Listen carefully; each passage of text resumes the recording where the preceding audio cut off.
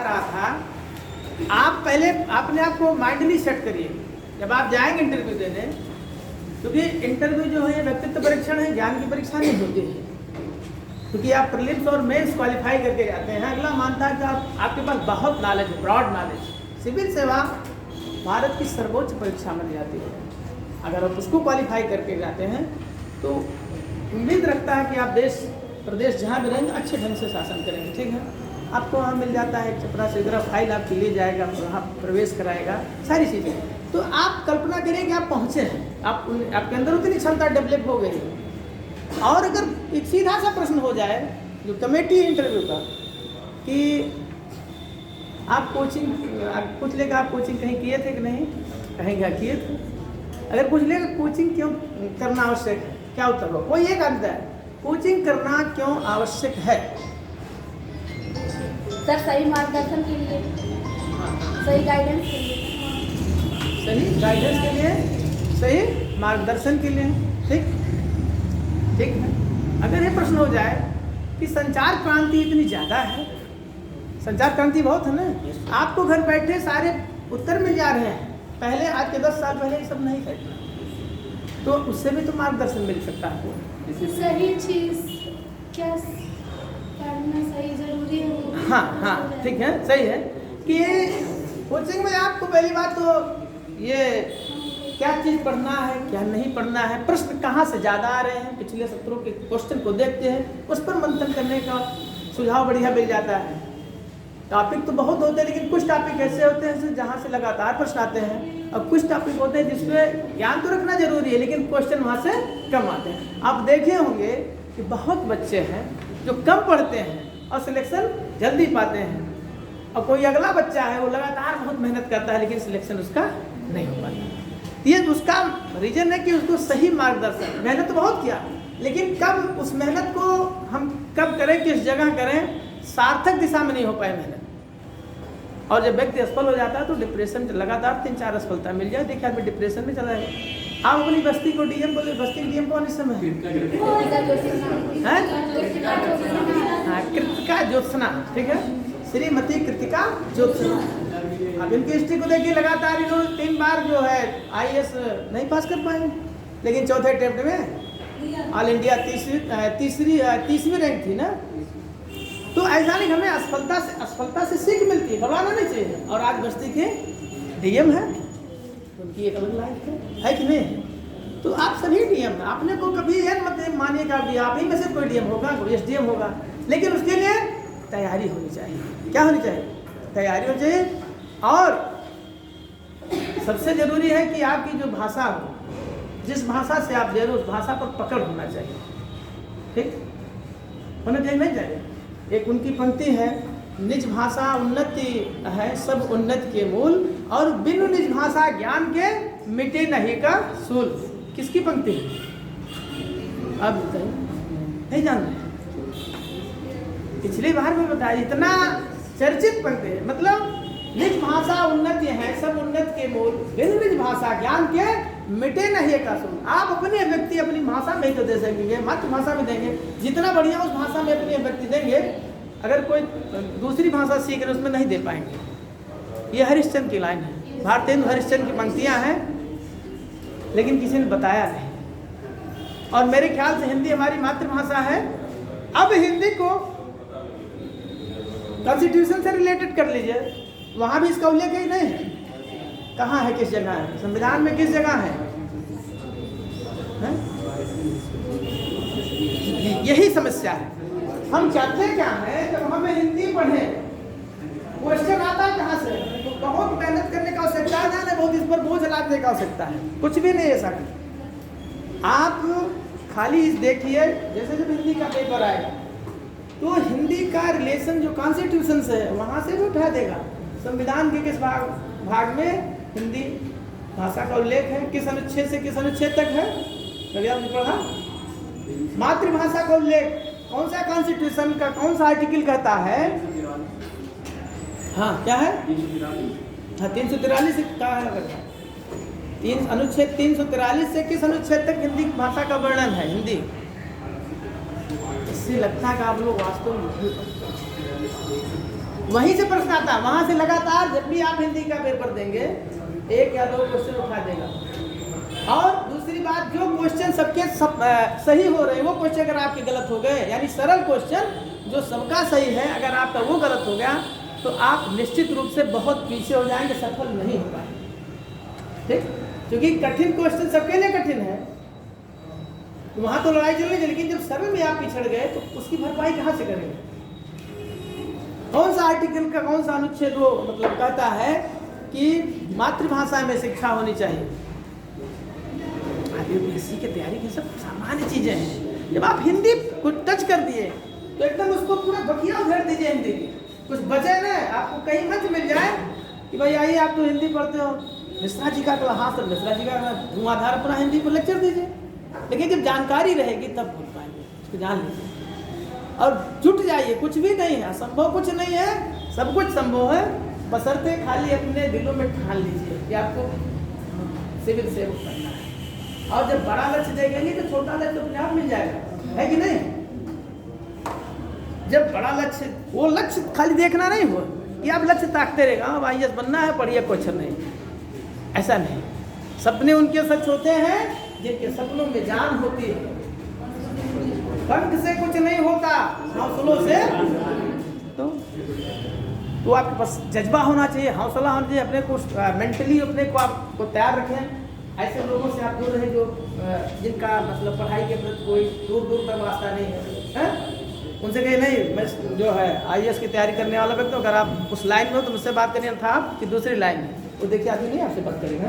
अपने आप को मेंटली तैयार कर लीजिए। मानिए कि आप 4 साल में 2 साल का IAS हो जाएंगे शुरू में। अब पता लगा जो चपरासी चौकीदारों की तैयारी नहीं कर रहा, वो से कहा होगा हाल चाल, चलो यार ठीक है, खाएगा। यानी जो आपका मेन समय, क्रीम टाइम, स्टडी का जो टाइम, उसको बर्बाद नहीं करिए। जो समय को बर्बाद किया, समय उसको कभी छोड़ता नहीं, उसको मान रहे ना। और हिंदी जैसी चीज जिसको आप शुरू से पढ़ रहे हैं, भाई जन्म से ही तो हिंदी का प्रयोग हो रहा है, घर वाले प्रयोग करते हैं, मातृभाषा मम्मी पापा वही सिखाते हैं, हमारे चाचा चाची हैं, दादा दादी, तमाम चीज़ें बोलचाल की भाषा है ना, है कि नहीं? और उसी भाषा से आप तैयारी कर रहे हैं, फिर भी उसमें आप प्रवीण नहीं है, उसमें आप की परिपक्वता नहीं है, उसमें आपकी पकड़ नहीं है, कमजोरी है कि नहीं? तमाम अच्छी लाइनें, इस पथ का उद्देश्य नहीं श्रांत भवन में टिक रहना, किंतु पहुंचना उस सीमा में जिसके आगे राह नहीं। किसकी लाइन है? उनका बनाई जाती यार, हद कर दी। हिंदी या घुमा से डालिए, क्या है आप ग्रेजुएशन फाइनल लगभग सेकेंड ईयर थर्ड ईयर होगा, है? इतनी अच्छी चीजें हैं। देखिए कोई भी अगर चर्चित हुआ है, किसी का नाम हुआ, तो ऐसे नहीं हुआ है, उसने अपने आप को तपाया, अच्छा मेहनत किया है, किया कि नहीं किया है? तो फिर आप में क्या कमी है? भाई ज्योत्सना जी बस्ती के DM हो सकते हैं, आप क्यों नहीं हो सकते हैं? फैजाबाद के DM बिल्कुल हो सकते हैं। बस ठान लीजिए कि नहीं आपको DM बनना है। संकल्प जब ले लेंगे, जिस दिन आपने संकल्प लिया तब यहाँ बैठी है। बहुत लोग पढ़ने आते हैं ट्रेन में, हर आदमी नहीं यहाँ बैठ पा रहा है, उसकी क्षमता नहीं है बैठने की। अगर क्षमता नहीं है 1.5 घंटा 2 घंटा, आदमी यहाँ क्यों आएगा? तो ऐसे कंपटीशन से बाहर हो जाए। आपके अंदर क्षमता है, मेहनत का जज्बा है, जोश है, जुनून है, इसलिए आप यहाँ बैठने के काबिल हैं। अब चलिए हम टॉपिक पर चलते हैं। समाज पढ़ाया गया है? अभी नहीं हुआ है सर जी? पहला क्लास नहीं, अच्छा हिंदी का भी क्लास नहीं हुआ है? अच्छा हिंदी का पहला क्लास है, अच्छा ठीक। हिंदी का पहला क्लास है, चलिए ठीक है, थोड़ा सा शुरू कर देते हैं। वर्णमाला, चलिए हिंदी का वर्णमाला शुरू करते हैं। तो आपको शुरू से ले चलते हैं। वर्णमाला हम शुरू से पढ़ते आए हैं, वहाँ 3 से 4 क्वेश्चन आता है। जान लीजिए क्या क्वेश्चन आता है? 3 से 4 क्वेश्चन आता है जो भी आप परीक्षा देंगे। और जब मैं वर्णमाला की बात कर रहा हूँ तो आपके अंदर निश्चित रूप से वर्णमाला के अक्षर सामने आ गए होंगे ना? आगे कि नहीं? आगे सभी अक्षर आ गए। एक काम करिए, आप लोग जरा वर्णमाला लिख लीजिए, मैं देख लूँ कितने लोग सही लिख पाते हैं। परेशान हो गए गुरु जी कथा यही तो नहीं लिख पाओगे, देखना आप जरूर लिख लीजिए। आज के बाद जीवन में फिर कभी गलती नहीं होगी, मैं इसलिए लिखवा रहा हूँ। लेकिन शर्त है कि कोई किसी का नकल नहीं करेगा। कोई बिल्कुल ईमानदारी से लिखिए और अपने का मूल्यांकन अभी कर लेते हैं, ठीक है? लेकिन नकल कोई दिखा रहा तभी नकल नहीं करेगा। जरा लिखिए, कोई कितना ही आपका पक्का दोस्त क्यों ना उसका देखिए ना दिखाइए, अपने से लिखिए और ऐसा लिखिए थोड़ा लगे मतलब पढ़ने लायक।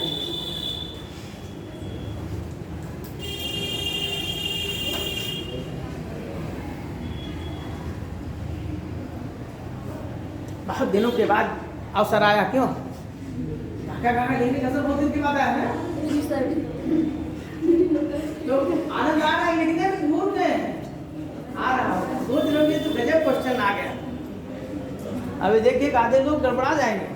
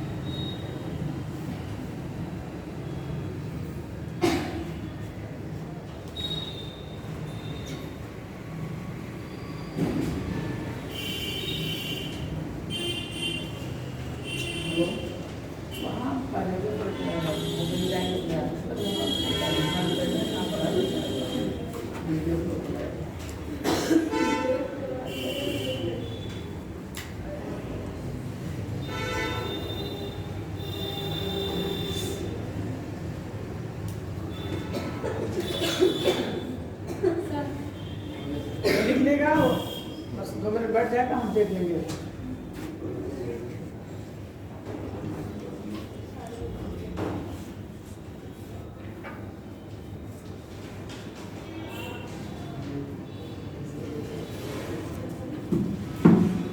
क्योंकि मैं चाह रहा हूं कि आज के बाद कभी भी आपकी गलती वर्णमाला के प्रश्न में ना हो, ठीक है? लेकिन गलती तब नहीं होगी जब आप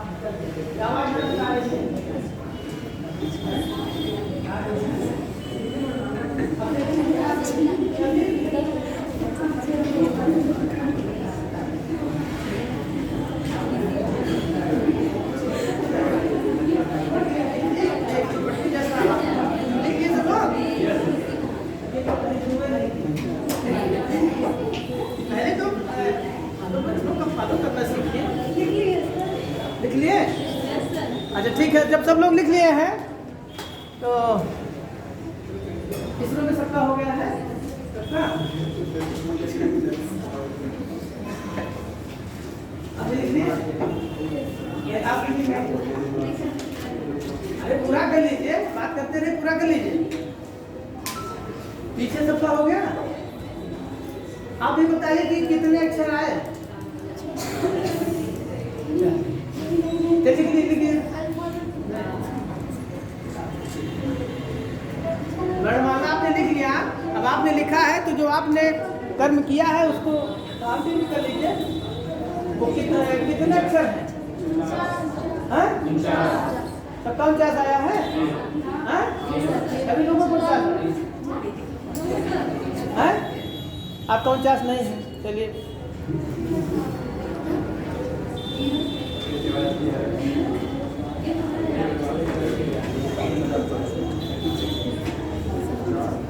यहाँ से लिखे, यहीं लिखा जाएगा, वो कहाँ गया लिखने वाला? यहाँ से लिखा जाएगा। लिखिए सर, वो दिखाएगा।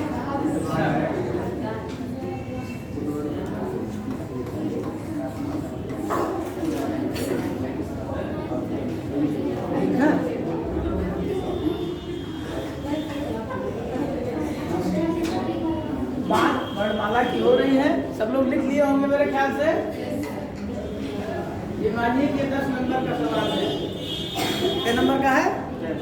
10 नंबर का है। अब देखिए कोई ऐसा वीर है जो 10 में 10 पा जाएगा? कोई हो गया? मेरे ख्याल से हो गया। लिखने में इतना समय, वर्णमाला में इतना टाइम लगा रहे हैं आप, यूपीएससी के स्टूडेंट हैं। मोबाइल में देखिए, मोबाइल जब तक मेरा क्लास है बिल्कुल मोबाइल से दूर हो जाइए, अन्यथा कभी नहीं समझ पाएंगे।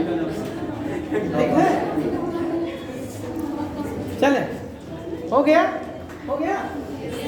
कितना अच्छा है?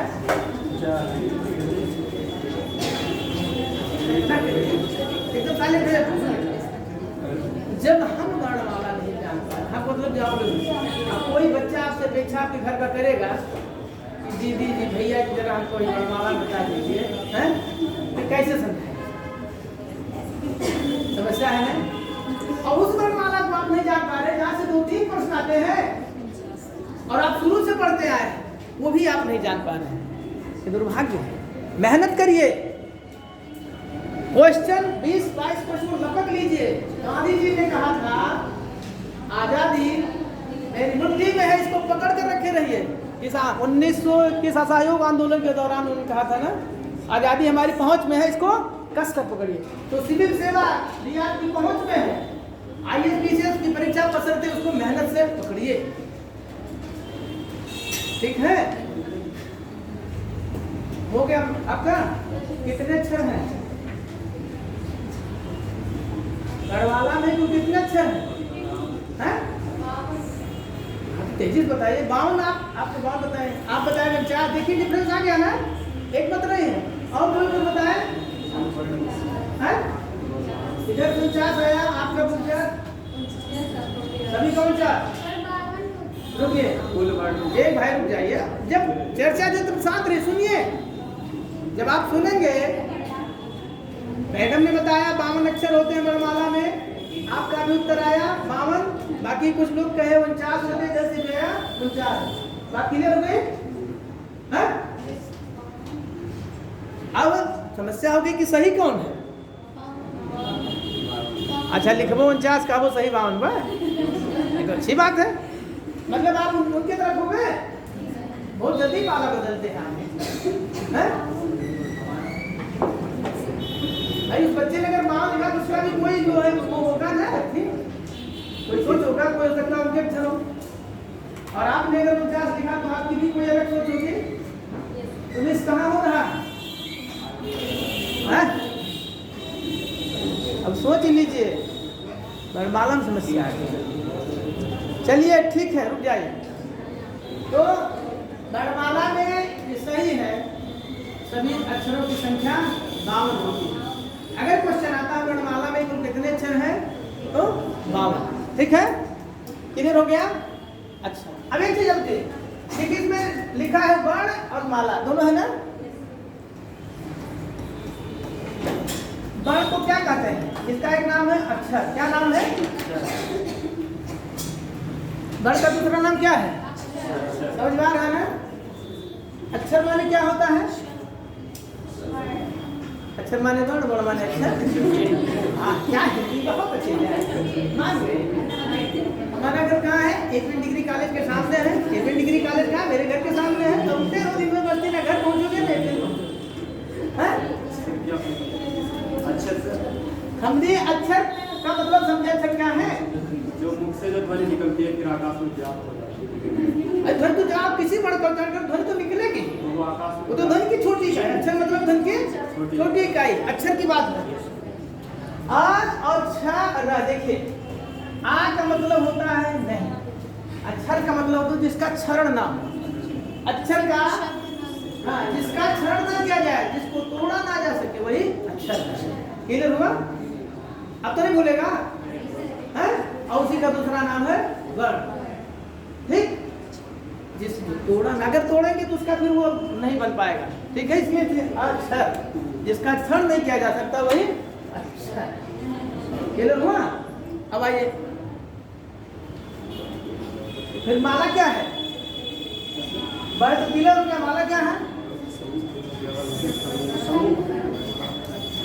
अरे माला सभी लोग पहनते हो, तो उसी की विशेषता बताओ। माला क्या है?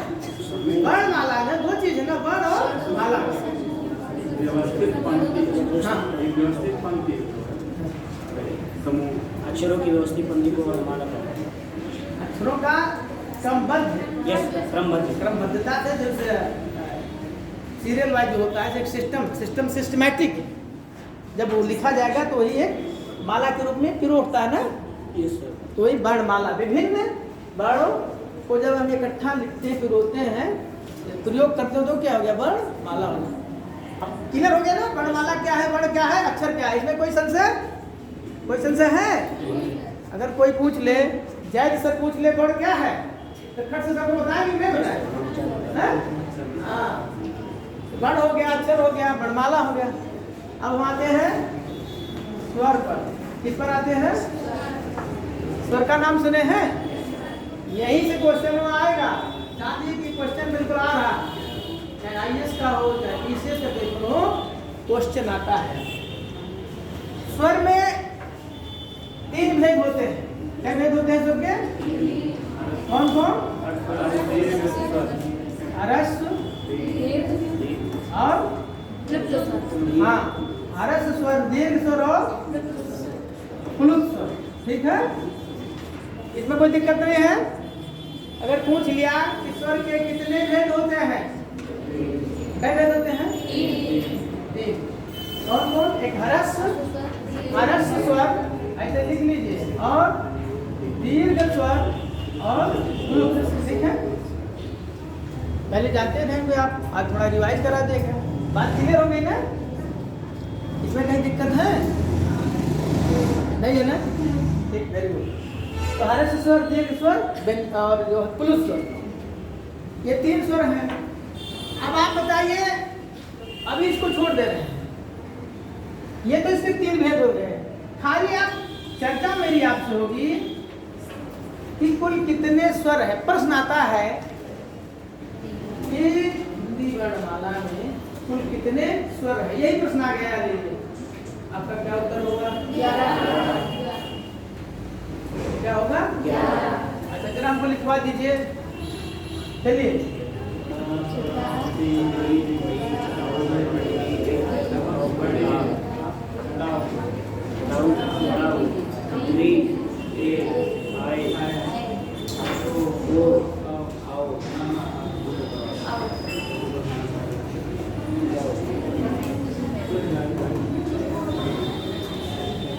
ध्यान दीजिए, बिल्कुल यही लिखते हैं। अरे भाई, जब मैं स्वर लिखता हूँ या जो मैं किताबों में मिलता है, इसे तो लिखा रहता है। इससे सहमत है ना? ये लिखा रहता है।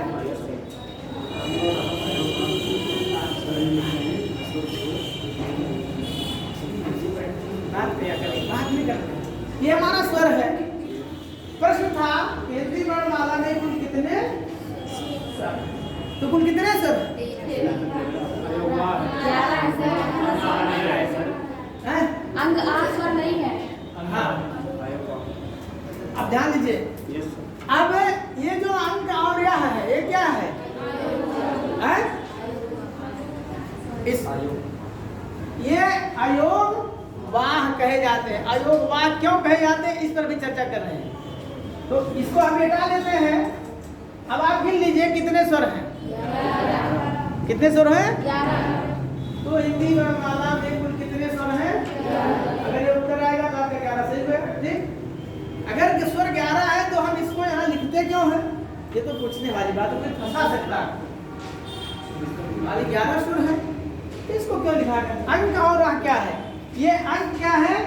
अनुस्वार है, और आ क्या है? इसका क्या नाम है? अनुस्वार उपसर्ग।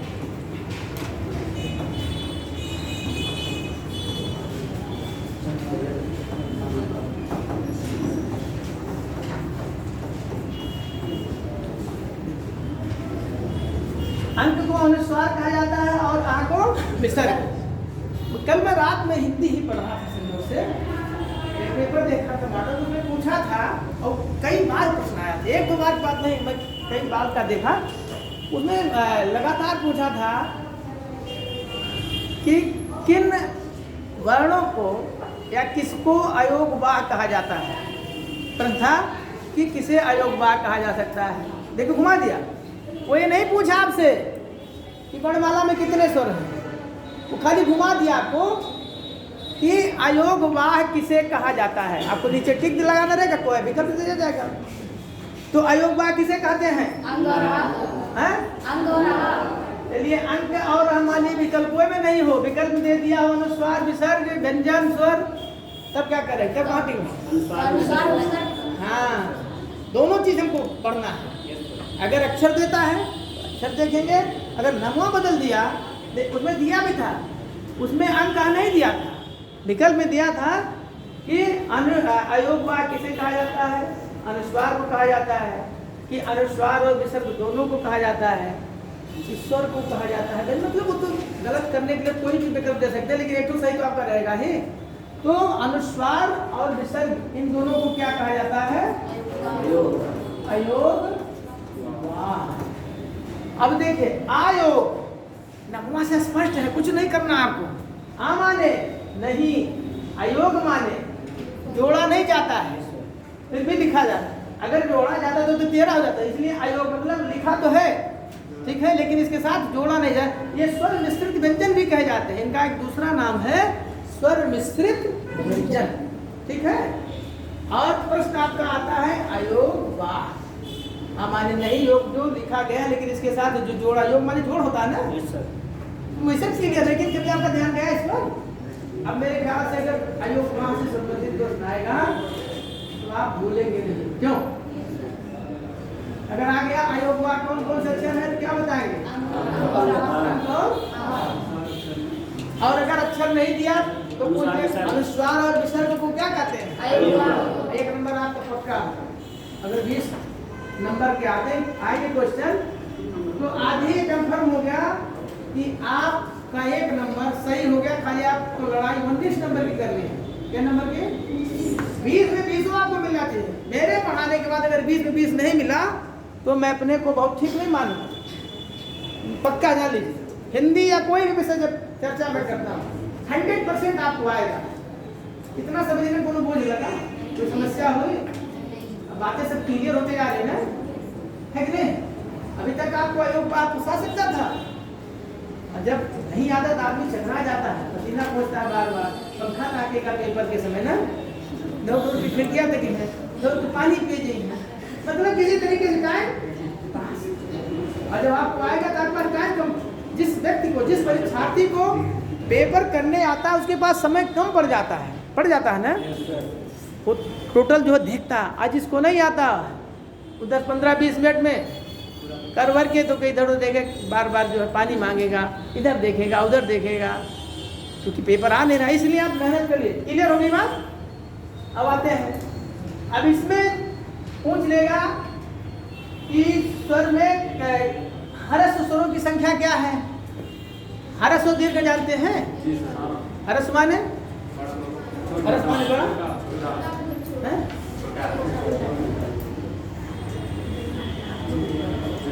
हरस माने क्या होता है? अदीर्घ माने हरस माने छोटका, अदीर्घ माने बड़का। अब याद हो गया? अब तो यानी अब आप जान गए होंगे इसमें कौन कौन से अक्षर हरस है और कौन कौन से दीर्घ, कौन छोटा है कौन बड़ा है। तो हरस स्वरों की संख्या कितनी है? गिन लीजिए। कौन कौन है?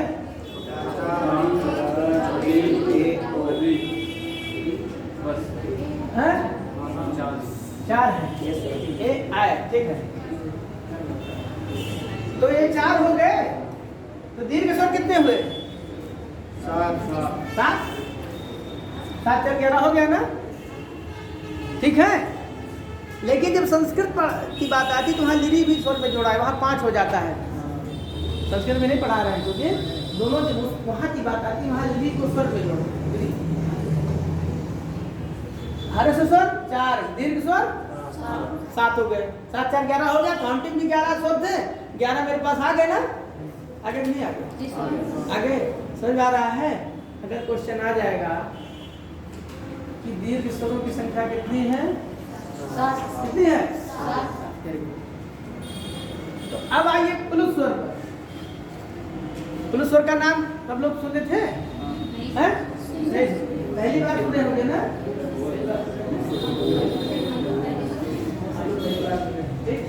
कितने लोग इसमें हैं जो पुलुस स्वर को पहली बार सुन रहे हैं? जरा हाथ उठा दें। पहली बार पुलुस स्वर को सुन रहे हैं? ये तो जानते हैं, ये तो बदमाश लड़का है। अच्छा ठीक, चलिए। हाँ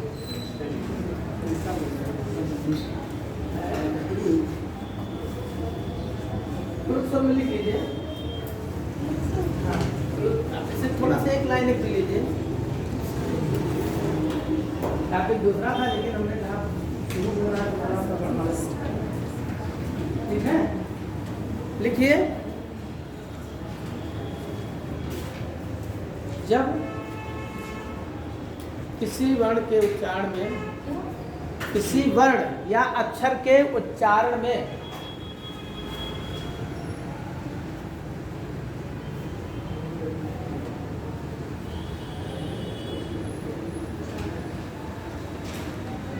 ह्रस्व स्वर का 3 गुना समय लगता है।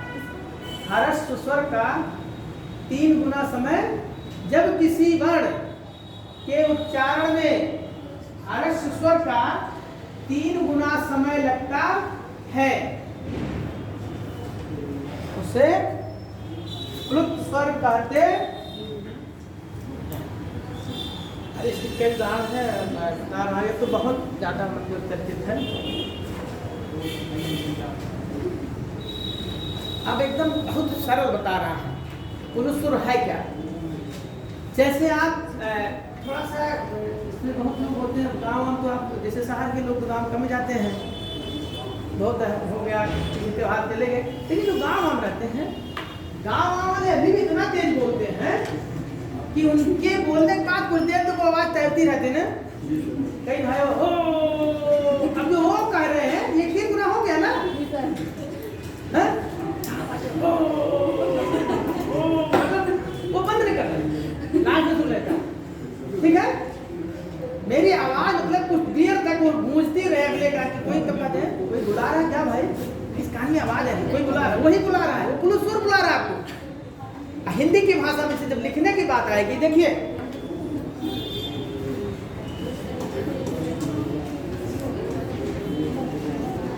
ऐसे जगह लिखा था, मैंने उनसे पूछा, उनके घर में बच्चा था, हमने कहा बाबू है क्या लिखा है, कहे कि भैया क्या बताए, बहुत लिखने वाला बहुत गलती किया, उसको आता नहीं, तो उसको लिखना था ओम, वो लिखा ओ, तो फिर 3 लिखे मान लिखते हैं, यार तो बड़ा गलत किया, कैसे बताइए, पता नहीं क्या पढ़ते हैं।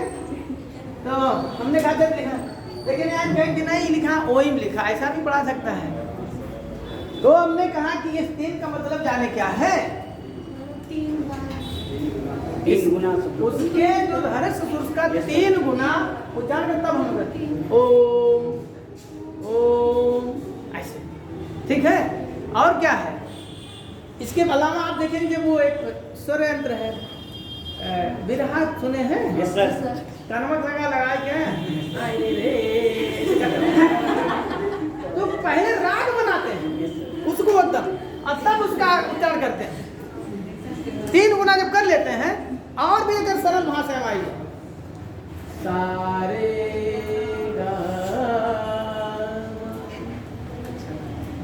हो ना, यानी अब बात क्लियर हो गए, अब तो नहीं कहोगे मुझे नहीं आ रहा पुनस्वर, यस सर, पक्का हो गया, यस सर, डन है, यस सर, ठीक, स्वर समझ में आ गया। यस सर, अब स्वर का कोई क्वेश्चन आएगा तो कर ले जाओगे, यस सर, पक्का है 100%। यस सर, अभी भी संशय तो बता दीजिए, यस सर, अभी फिर इसकी स्वर की इतनी बखिया उधेड़ देंगे कि जीवन में स्वर नहीं भूलेगा, चाहे जैसा क्वेश्चन आ जाए। हिंदी में आज के बाद आपको कोई जैन सरकार दे चलिए भाई गणमाला पर उठाइए, तुरंत अपना जो है कलम लीजिए, अब आइए स्वर पर, जिस पर वो सर कहते हैं उसे लेक्चर दे दिए, तब माना जाएगा ना, ठीक है। चलिए, तो ये था स्वर। अब हम आते हैं किस पर, व्यंजन पर। ऐड कर दो। अच्छा, स्वर हो गया, ये है व्यंजन। क्या है, व्यंजन से भी क्वेश्चन आते हैं, यानी वर्णमाला से कम 2 या 3 प्रश्न आते हैं, जान लीजिए। यानी 3, अगर 20 नंबर का पेपर आ रहा है तो आज 3 नंबर आप फंसे होगा, आपको लड़ाई आपकी जो है 17 नंबर पर आपको करनी, 3 पक्का हो गया, उसको जेब में रख लीजिए, निकलने न पाए। निकलने का मतलब कि आप उसका रिविजन करते हैं, किसी भी चीज का अभ्यास नहीं करोगे तो भूल जाता है, करत करत अभ्यास दे।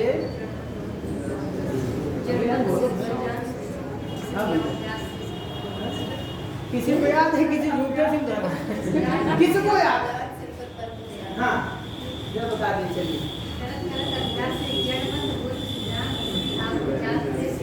हाँ, जड़मत हो तो सुजान रसरी आवत जात है।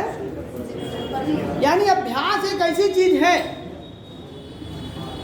कि उससे पत्थरवा पर लकीर पड़ गया। रसरी में दम रहा कि पत्थरे पर पड़ गया, लेकिन अभ्यास तो किसी भी चीज का अभ्यास बहुत जरूरी है। आप मेहनत करिए।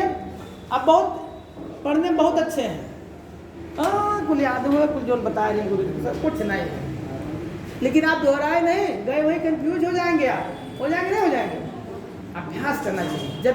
जब आपकी परीक्षा हो, 2 महीना रह गए, पेपर मान लीजिए, तो 2 महीना बिल्कुल त्याग दीजिए मोबाइल वोबाइल सब कुछ नहीं, बस काम भर का मोबाइल चलाइए, जूझ जाइए, एकदम नशा चढ़ जाए पढ़ाई का, उसके आगे कुछ भी आपको न दिखे। तो जी कुछ नहीं, मुझे बात करो, मेरा पेपर है मेरा। अभी देखिए सफलता तो आपके पीछे पीछे दौड़ेगी। आप सोच नहीं पाओगे कि मैं कौन सी नौकरी करूं, इतनी नौकरी मिले, लेकिन पहले क्या करिए तो 2 महीना अपने को रिजर्व कर लीजिए, खाली 2 महीना रिजर्व कर लीजिए। मेरा दावा है वो परीक्षा भी आप पास कर, लेकिन 2 महीने पहले पढ़े रहिए। वो 2 महीना आपका रिवीजन का होगा।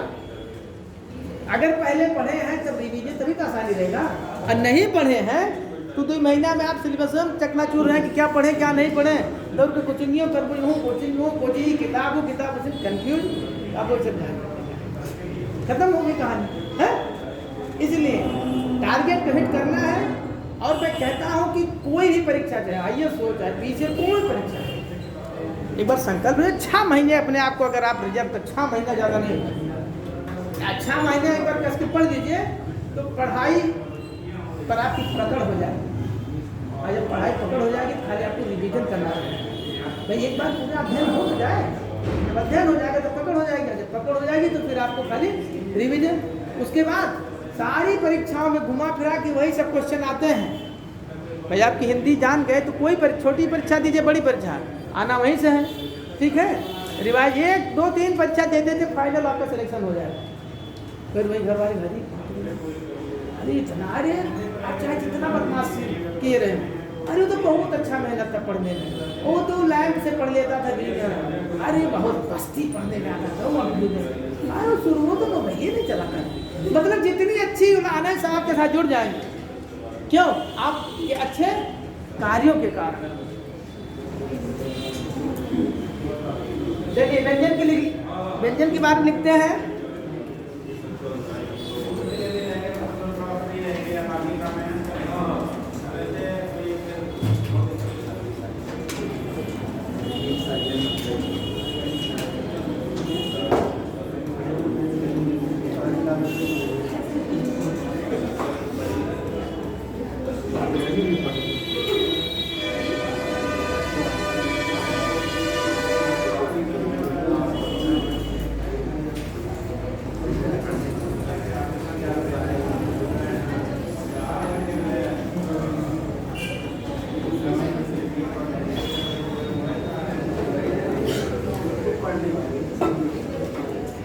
है ना?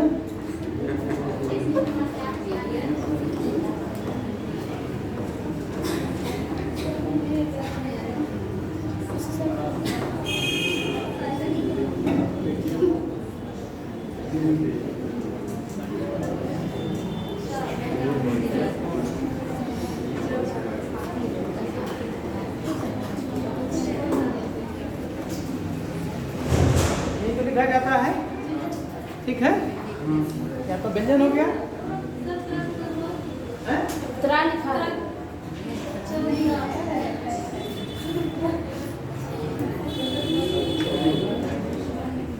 ठीक है। अब जरा इस पर मंथन करिए, ठीक है। इतना तो लिखा जाता है। इसमें से कौन कौन से अक्षर हैं जो संयुक्त वर्ण कहे जाते हैं? रुकिए, आप अपने सोच लीजिए। इसमें संयुक्त अक्षर कौन कौन से हैं, यही आपको पढ़ना है, ठीक है। आगे तो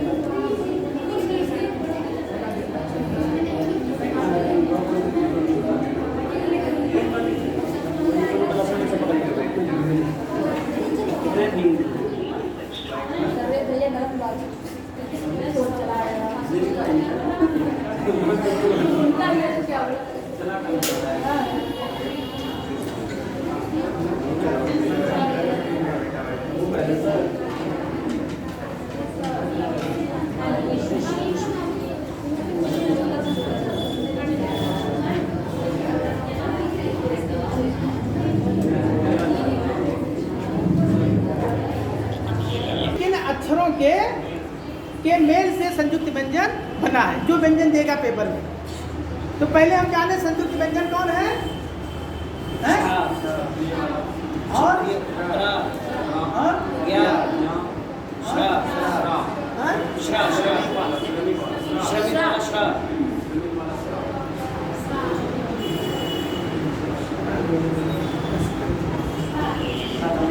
सिग्नल दे दिया गया।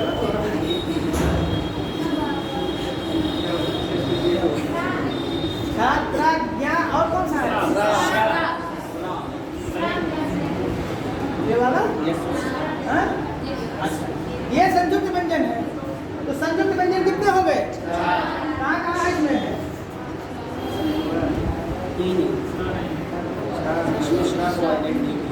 ठीक है, संयुक्त।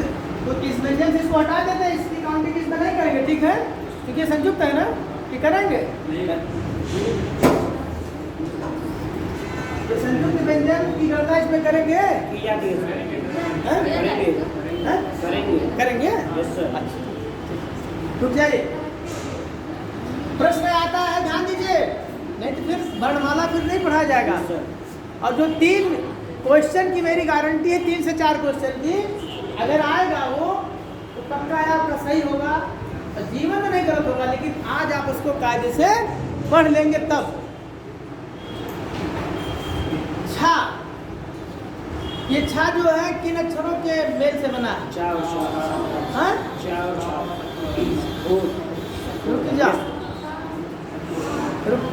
रुक जाइए, एक उत्तर आया, आप बताएं।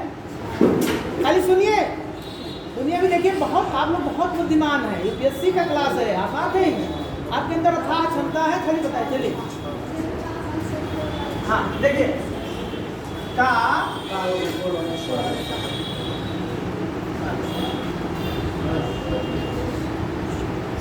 और ये बराबर क्या हो गया? यही आता है। पहला तो पूछेगा क्वेश्चन कि संयुक्त व्यंजन कौन कौन से हैं, और फिर वो पूछता, ये जैसे छा दे दिया और कहेगा छा किन अक्षरों के मेल से बना है। तो का और आपने क्या कहा है? सटकोड़वा वाला सा। क्यों कहा थे? पेट चिरौवा वाला सा कहते हैं ना, ऐसा कहा जाता है ना। अच्छा, पेट चिरौवा वाला सा चिर दिया गया है। ये जानते हैं क्या है? इसका नाम क्या है?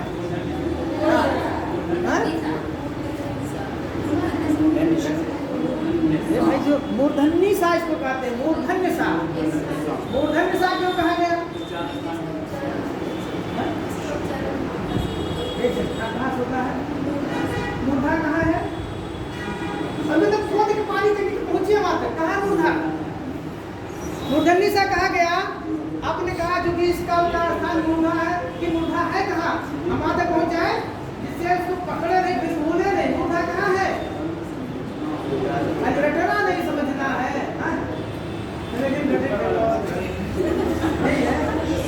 सुनिए। जब मूर्धन्य सा का उच्चारण होता है, मोबाइल जहाँ काटी जो दिखती नहीं है Yes, sir. रास्ता, तो ये हमारी जीवा टा टा टा टा ऊपर जाके टच करती है, ठीक है, टा टा टा। लेकिन 3 सा है ना, यस सर। एक तालव्य है, एक दंत सा है, एक मूर्धन्य सा है। तो मूर्धन्य सा क्योंकि कठिन शब्द थोड़ा कहने में कठिन है ना, कठिन है नहीं है। Yes sir. और बच्चे छोटे होते हैं जब वो पढ़ाते हैं, छोटे होते नहीं होते भाई, कोई बच्चा प्राथमिक लेवल का से तो शुरू होता है, अब बच्चा इतना बड़ा है, उसका मूर्धन्य कह ही नहीं पाएगा, कह नहीं पाएगा। अच्छा, कोई चीज़ आप बार बार किसी बच्चे को पढ़ा रहे हैं, अगर वो समझ नहीं पा रहा है तो उसका ध्यान वहाँ से हट जाता है।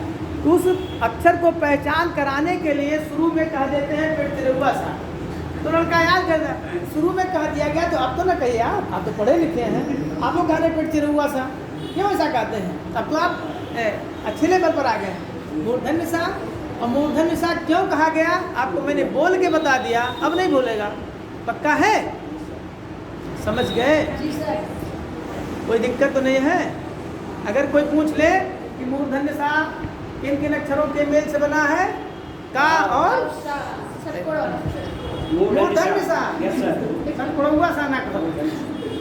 अब उसका सीधा सही नाम हम लोग कहेंगे मूर्धन्य सा, ठीक है? किन्हें भी बात ये क्या है? रा का उच्चारण किसे किससे होगा? का धन, ये तो सरल है, कोई दिक्कत है नहीं। ये क्या लीजिए, इसको हिट कर लीजिए, हाईलाइट कर लीजिएगा, ध्यान लीजिए, यहाँ से प्रश्न आता ही आता है, पक्का है क्वेश्चन आएगा। जब वर्णमाला की बात होती है, जो वर्णमाला से 2, 3, 4 प्रश्न आते हैं, तो एक प्रश्न आपका यहाँ से आता है। कहाँ से आता है? यहाँ से आता है। इसको देखिए कहाँ से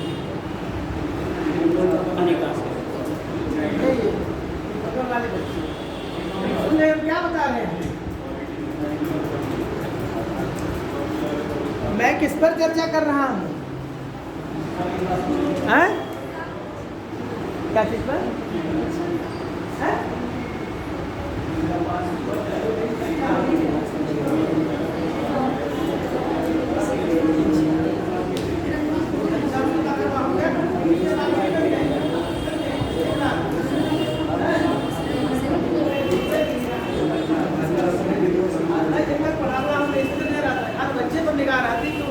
कहाँ तक पढ़ रहा है, कितना पढ़ रहा है, और क्या है? क्या जो है, क्या तो निकाल के पढ़ाएगा, छोटा हो गया ना, इसको मिटेगा कहाँ से? सही है सर, दिखेगा सर, पीछे नहीं दिखेगा। ये देखिए, अगर यही आ जाए, यस सर। ये भी संस्कृत व्यंजन है ना? Yes sir. है कि नहीं है? Yes sir. आएगा ये, अब पूछ लेगा कि किन किन वर्णों के मेल से क्या का निर्माण हुआ है? जा और या। हैं? जा और या। ठीक है, क्लियर हो गया बात? छात्रा ज्ञा है, ये ज्ञा है। अब पढ़ते हैं अज्ञा।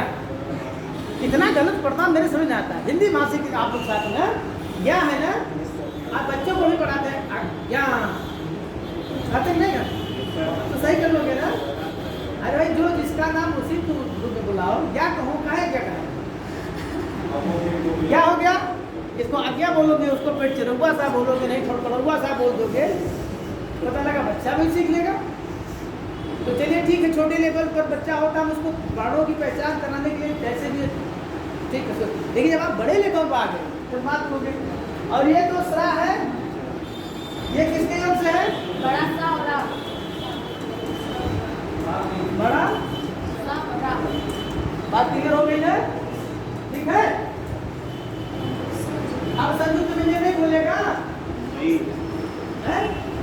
अगर 3 नंबर या 2 नंबर का यहाँ से आता है तो निश्चित है कि आपके ये प्रश्न गलत नहीं होंगे।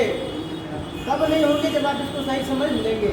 अच्छा, दूसरी चीज, जैसे आज आप आ गए पढ़ने तो रेगुलर क्लास लीजिए, कि आज पढ़ लिए, 3 दिन के बाद फिर आगे पढ़ने, तो जो पढ़े तो भी गोल हो गया, 3 दिन का तो जो गोल हुआ है। रेगुलरिटी बहुत जरूरी है। 25% आपकी सफलता वहाँ सुनिश्चित हो जाती है जब आप पे कंटिन्यूटी आ जाती है, रेगुलरिटी आ जाती है, क्रमबद्धता, नियमितता आ जाती है। आज 2 घंटा पढ़े, कल भी 2 घंटा पढ़ेंगे, ठीक है। आज 8 घंटा पढ़ लिए, अब यहाँ जम के दोनों दिन एक संतिया सोई गए, कलियाँ पढ़े हैं, तो नहीं होगा, ऐसे सफलता नहीं मिल पाएगी। जान लीजिए, आप ठान लिए हैं तो ठान लिए। आतंक के पेपर वाले देखिए, चाहे पानी बरसे फादर पेपर देता ही देता है, देता नहीं देता है। बस ऐसे ही आपको करना है। आप नियमित अध्ययन करें, थोड़ा ही करें, लेकिन नियमित करें। ठीक, अगर नियमित करेंगे तो आपकी क्रमबद्धता, आपकी रेगुलरिटी बनी रहेगी और निश्चित रूप से आप अपने विषय में पारंगत हो जाएंगे। ठीक है। एक और चीज बता रहा हूँ, हाई बिल्कुल लिखे हैं, इनका क्या नाम है? ये भी व्यंजन है। हाँ देखो बताए, ये जो इसलिए लिखवा दे रहे हैं कि पूछा जाता है, उनको शौक नहीं है इतना कोई बोलने का, लेकिन पूछा जाता है, आप सफल हो जाएं, जाने का लगा सब वही तो आया है। पेपर पाने के बाद आपकी प्रसन्नता दुगनी हो जाए, वाह क्या बढ़िया पेपर, जो सर ने सारा अवसर वही आएगा, पक्का है वही आएगा। लेकिन आप इसको कायदे से पढ़ें। आप कोई मॉडल पेपर या कोई पेपर हल करके देखिए, सारा क्वेश्चन मिलेगा, निश्चित मिलेगा। ये है कुछ आप ऐसे शब्द बताइए जिसमें इसका प्रयोग हो रहा है। कोई शब्द बताए? पढ़ना, हैं? पढ़ना, हाँ, एक तो आप देखो, हम भी बताते, एक तो हम भी बता देता। चलिए, मेढक, 2 हो गया। अब जरा इसका प्रयोग करिए। हैं?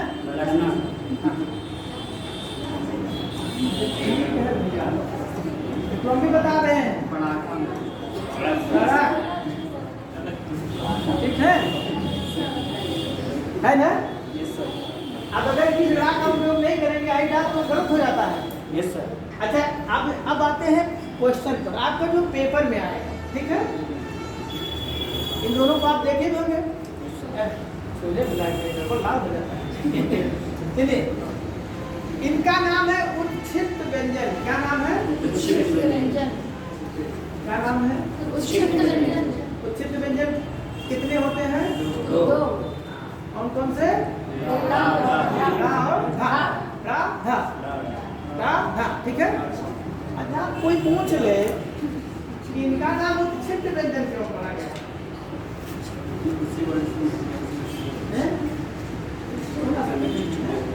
बहुत आसान बता रहे, खाली आप समझ जाइए, बस इतने। अगर आता है क्वेश्चन की उच्छिष्ट व्यंजन कितने हैं? 2। अब अक्षर को आप जानी गए।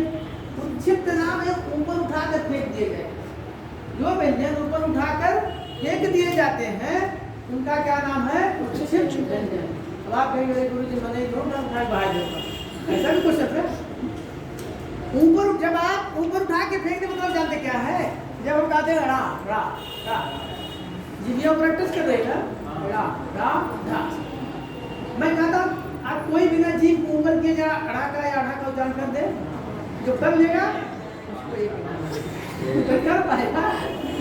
कोशिश करिए, नहीं कर पाएगा। सब लोग जीवा को ऊपर ले जाइए, अपनी जिह्वा को ऊपर उठाइए और यहाँ टच कराइए मूर्धा के पहले, ठीक है? रा रा। अब आप सोचिए हम रा का उच्चारण करें, रा का रा रा। अच्छा, जब रा खाते तुरंत जीभ कहाँ थे? नीचे गिर जाती ना? Yes sir. ऊपर उठी नीचे गिर गई, यानी उस अक्षर को हम ऊपर ले गए, जो कहे तो हमारी जीवा नीचे आ गई। तो ऊपर ऐसे वर्ण जो ऊपर उठा के फिर फेंक दिए जाते हैं, उनका क्या नाम है? उच्छिष्ट व्यंजन। इनकी संख्या 2, रा और धा। बात क्लियर हो गई? अच्छा, और प्रश्न कहाँ से आता है? इसको क्या कहते हैं? कावल। इसको क्या कहते हैं? चावल। इसको क्या कहते हैं?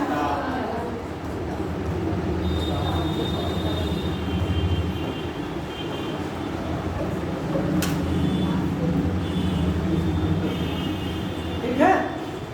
अब एक क्वेश्चन और आता है, पढ़ाते समय आप क्वेश्चन से फिर रिलेट करते हैं, क्वेश्चन में आता है कहाँ से, ठीक है? सबसे जरूरी यही है कि जब आप क्वेश्चन को जान जाएंगे कि क्वेश्चन आता कहाँ से है, तब आप की जो स्मृति है उस पर ज़्यादा काम करेगी और वो स्थायी हो जाएगी। अब देखे होंगे पहलवान, जब दो पहलवान लड़ते हैं ना, तो कभी कभी आप देखें बहुत पतला पहलवान बहुत मोटे वाले को पटक देता है। ऐसा क्यों? जांगर उसके पास कम रहता है, लेकिन देखिए आप देखें पहले राउंड मारता है। राउंड मतलब उन्हें लक्ष्य को भेदता, हिट करता है कि मैं कहाँ से दांव लगाऊं कि विजय पा जाऊं।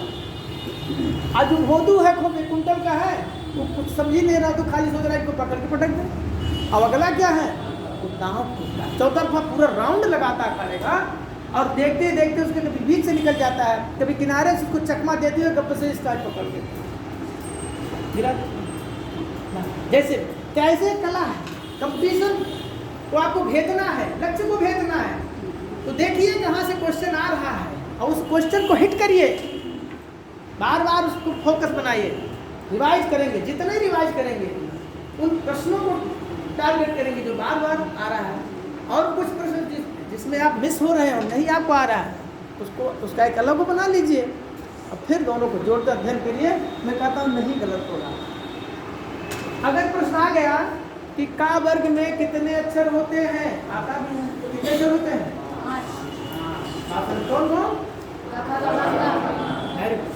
का वर्ग में कितने अक्षर होते हैं?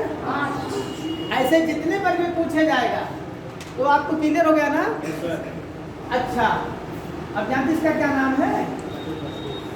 इनको संयुक्त नाम से क्या है? हाँ, इसका नाम है स्पर्श व्यंजन। क्या नाम है?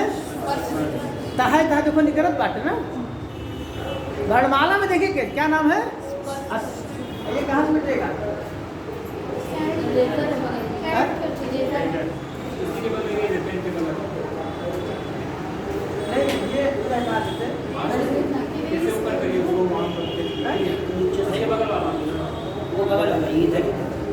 ये नहीं, ये इधर एरो दिया, दूसरा वाला एरो सर नीचे, तो दूसरा वाला दिया उसी प्रकार से एक दूसरा दिया है, देखिए। नहीं नहीं, कीबोर्ड हाँ ये देख, हाँ ये क्या करें इसको? प्लस ऐड कर दीजिए। यस सर, तो पूरा मिले। चलिए ठीक है, एक सेकंड रुक जाए, कोई बात नहीं। अब तो बात उसको लिख लिए हो ना? यस कोई दिक्कत नहीं। वो आ जाए।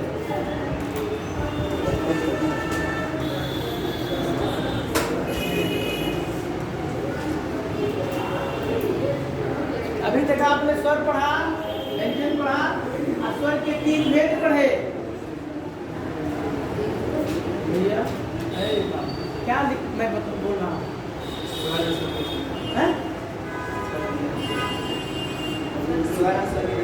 हाँ, अभी तक आपने स्वर पढ़ा, स्वर के भेद पढ़े, व्यंजन पढ़े। अब व्यंजनों में आ गया एक नया प्रश्न की स्पर्श व्यंजन। क्वेश्चन आता है कि स्पर्श व्यंजन की संख्या कितनी होती है? कितनी होती है? एक तो एक प्रश्न आता है, यही प्रश्न घुमा के एक बार आया है कि स्पर्श व्यंजन में कितने वर्ग होते हैं? देखिए बात वही है, लेकिन कैसा घुमाया है, यानी जरा सा आप चूके तो समझिए चकना शुरू। आपकी तैयारी पूरी है, लेकिन जल्दबाजी में आपने क्वेश्चन को ध्यान नहीं दिया, तो पूछ लेगा कि स्पर्श व्यंजन कितने हैं? स्पर्श व्यंजन की संख्या कितनी है? 25। अब इसको ना पूछ करके पूछ लिया कि स्पर्श व्यंजन में कितने वर्ग होते हैं? हाँ, स्पर्श व्यंजन के कितने वर्ग हैं? ठीक है, तो 5 वर्ग हैं और एक वर्ग में 5 अक्षर है, तो 5 वर्ग में 25। तो 25 अक्षर जो है का वर्ग से लेकर के, अच्छा यहाँ ऐसा दे सकता है विकल्प में? Yes sir. एकदम उसको देखते रहिए, दे देगा कि स्पर्श व्यंजन कहा जाता है का वर्ग से चा वर्ग तक को, का वर्ग से मा वर्ग, का वर्ग तक को, का वर्ग से चा वर्ग घुमा सकता है ना। लेकिन जब आपकी तैयारी है तो चाहे जहाँ से घुमाए आपको डिस्टर्ब नहीं कर पाएंगे, यानी आपका पेपर सही होना ही होना है। तो स्पर्श व्यंजन की संख्या 25। स्पर्श व्यंजन के कितने वर्ग हैं? 5 वर्ग। कहाँ से कहाँ तक? का वर्ग से लेकर के पा वर्ग। इधर हो गए? लिख लीजिए इसको, लिखिए नहीं तो यहाँ से घर निकल जाए। लिखिए स्पर्श व्यंजन, ये निकालिए स्पर्श व्यंजन, स्पर्श व्यंजन।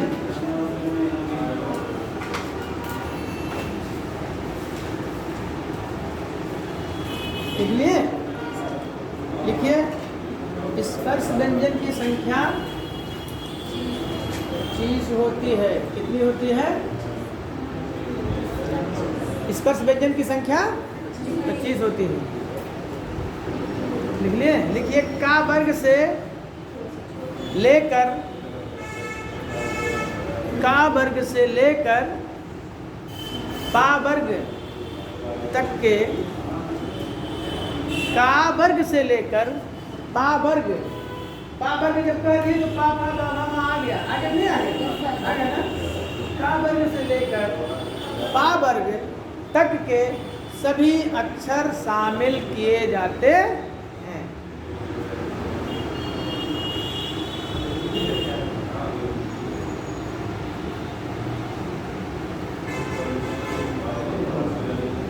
हो गया?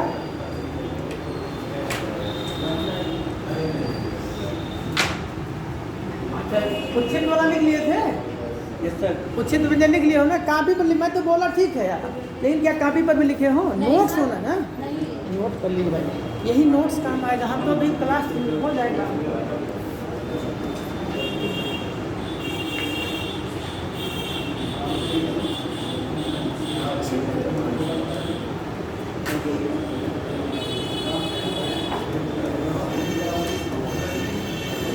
इसका नाम, इसका एक कोई और नाम हो उच्छेद व्यंजन का? द्विगुण व्यंजन भी कहते हैं इसको। हाँ, द्विगुण व्यंजन, द्विगुण व्यंजन। हाँ,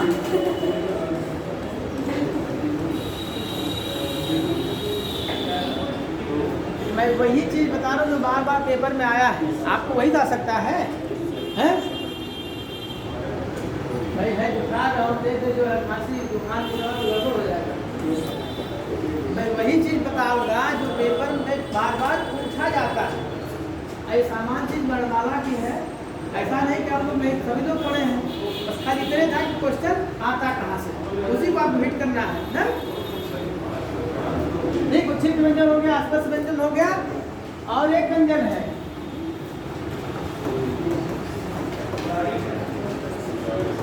अंतस्थ व्यंजन। कौन कौन से हैं? या, रा,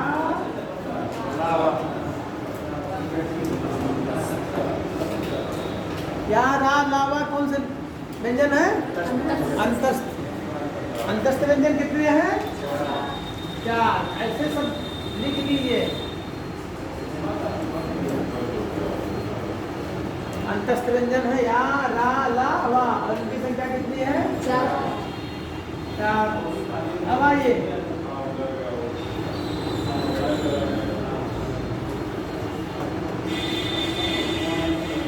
ऊष्म व्यंजन।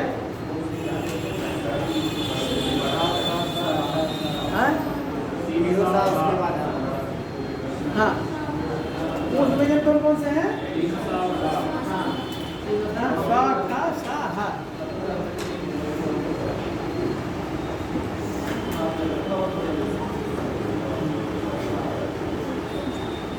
इनकी संख्या 4 है ना?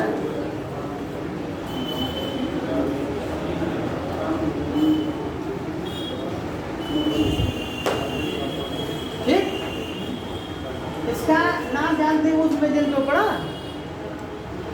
ऊष्म मतलब क्या होता है? गर्मी। ऊष्मा क्या गर्मी होता है ना? मतलब जब किसी वर्ण या शब्द के उच्चारण में अधिक रगड़, ध्वनियों की रगड़ अधिक होती है, हमें अपने मुख से जब अधिक प्रयास करना पड़ता है, जगह चलते कहते हैं। हाँ हाँ, मेहनत करना, रगड़, ध्वनि की रगड़ उसमें होती है।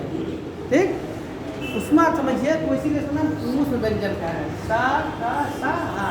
इनकी संख्या 4 है। अंतस्थ व्यंजन की संख्या 4।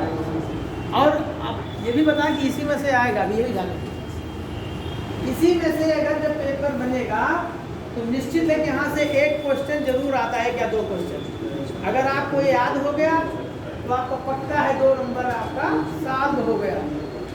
1 घंटा नहीं दो, आप कई किताब पढ़ डालते हैं 2 नंबर नहीं फंसा पाते क्वेश्चन, होता है ना। लेकिन भैया तारा लिखे सब कोई इतना पोथा लिखे आपको क्वेश्चन में नहीं आएगा, तो नहीं आएगा, आप लाइन से बाहर पढ़ रहे हैं। अंतस्थ व्यंजन, उस व्यंजन, उच्छिष्ट व्यंजन, स्पर्श व्यंजन, ये क्लियर हो गया है। और स्वर भी क्लियर हो गया, दीर्घ स्वर, ह्रस्व स्वर, प्लुस स्वर, ये भी क्लियर हो गया। अंतस्थ अब क्या इसमें उतरा है जो मतलब पूछा जाता है वो है, एक है अल्पप्राण, एक महाप्राण, उसको हम कल इस पर चर्चा करेंगे। अल्पप्राण, महाप्राण, अच्छा अयोगवाद जान गए ना? अयोगवाद तो नहीं भूलेगा। अयोगवाद कौन पूछा जा रहा है? अयोगवाद कितने हैं? 2 है। कितने हैं? 2 है। अर्थ और अनुस्वार और विसर्ग, क्या कहते हैं? अयोगवाद। क्लियर हो गया? अब वर्णमाला में कोई दिक्कत नहीं है, हैं? दिक्कत नहीं है ना? एकदम आँख खुल गया होगा, खुल गया ना? गजब, यही अच्छा, यही बढ़िया। क्लियर हुआ? अब ये इतना अगर आप तैयार कर लेते हैं तो निश्चित जानिए कि वर्णमाला से अब मतलब और उसमें है, वर्णमाला से आने वाला क्वेश्चन आपका गलत नहीं हो सकता है।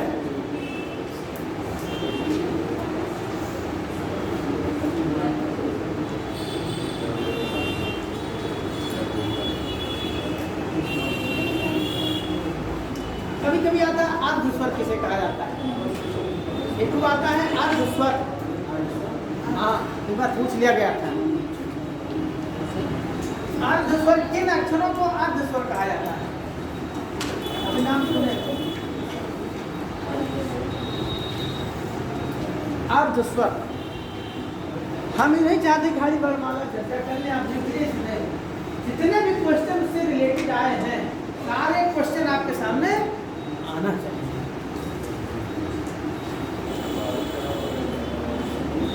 देखिए, या और वाह अर्ध स्वर कहे जाते हैं। या और वाह अर्ध स्वर कहे जाते हैं।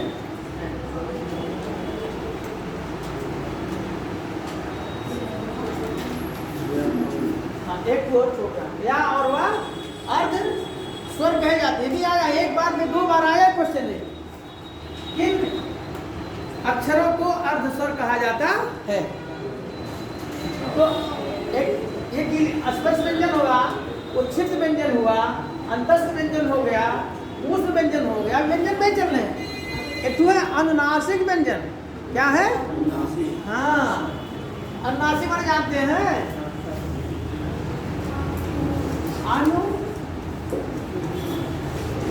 अनुनासिक व्यंजन लिख लीजिए इसमें, ऐसे व्यंजन, ऐसे व्यंजन। आप लोग यूपीएससी का मेंस लिख रहे हैं, पहला लिखना सीख लीजिए, नंबर नहीं पाएंगे। तभी मत कहना कि हम पढ़े लिखे नंबर नहीं मिला। एकदम ठीक है, इतना आशय तो सारे लिख रहे हैं, एक बड़ी चर्चा जो है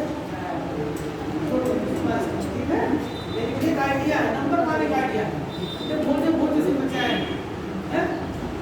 अनुनासिक व्यंजन जाते क्या है? लिखिए, ऐसे व्यंजन जिनके उच्चारण में, ऐसे व्यंजन जिनके उच्चारण में हमें नाक का सहारा लेना पड़ता है, उन्हें अनुनासिक व्यंजन कहते हैं। उन्हें क्या कहते हैं? अनुनासिक व्यंजन कहते हैं।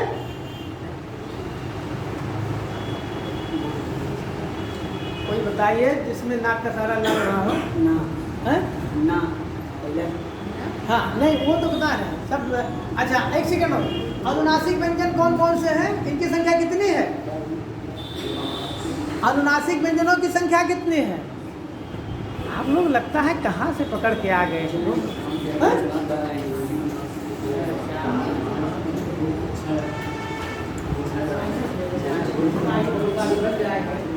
अनुनासिक व्यंजन, अरे भाई किन किन 5 होते हैं ना। अंगा हो गया, आप अंगा को जान करिए, जब नाक का सहारा ना दिखे तो आप आएंगे नहीं। अंगा, इया, माँ, आ,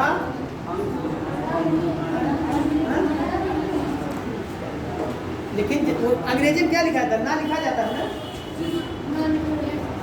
एन लिखते हैं ना, तो माना गया है, ठीक है, माना गया। यानी जिन व्यंजनों के उच्चारण में हम नाक का सहारा लेते हैं उनको क्या कहते हैं, अनुनासिक व्यंजन। अब देखिए ये है, जानते क्या है, क्या है,